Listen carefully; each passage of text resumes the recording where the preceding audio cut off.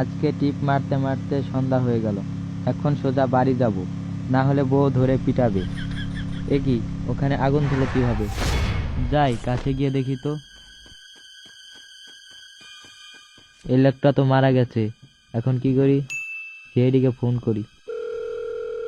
Hello CID.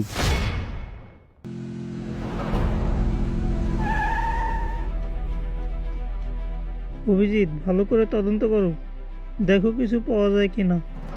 আর এখানে exactly অ্যাক্সিডেন্টটা হলো কি করে? স্যার, আমি এখান দিয়ে বাড়ি যাচ্ছিলাম, হঠাৎ দেখি এখানে আগুন জ্বলছে। নেমে গিয়ে দেখি এখানে লাশ। স্যার, একটা আইডি কার্ড পেয়েছি। এর নাম বিক্রম বাবু, ফ্যাক্টরির manager. Sir, factory manager Bikram babu? হ্যাঁ। আমি তো ওনাকে চিনি। ওনার বাড়ি হচ্ছে আমার বাড়ির পাশে।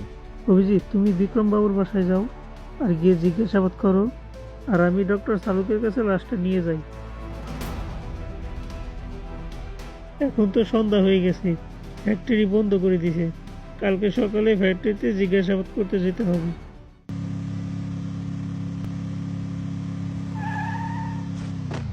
স্যার, এটাই বিক্রম বাবুর বাসা। এখানে ওনার বউ আর ওনার ছেলে থাকে।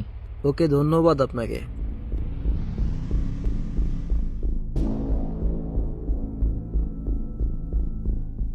বাড়িতে কেউ আছেন?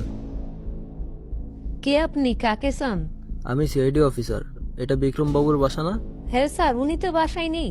হ্যাঁ, সেটা আমি জানি। আমি আপনার সাথে কথা বলতে আসছি। স্যার, তাহলে ভিতরে আসেন। স্যার, এবার বলেন কিসের জন্য আসছেন? আসলে কিভাবে যে বলবো। এই বাবু, তুমি একটু উপরের রুমে যাও। আপনার স্বামী আর এই দুনিয়াতে নেই। কি? কিভাবে হলো এটা? আমাদের মনে হচ্ছে আপনার স্বামীর অ্যাক্সিডেন্ট হয়েছে। লাশ পোস্টমর্টমের জন্য পাঠানো হয়েছে। দেখা যাক কি জানতে পারি। আপনি চিন্তা করবেন না। আপনার স্বামীকে যদি কেউ হত্যা করে থাকে, তার প্রাপ্ত শাস্তি আমরা তাকে দেব। এখন যাই, দরকার হলে আবার আসবো।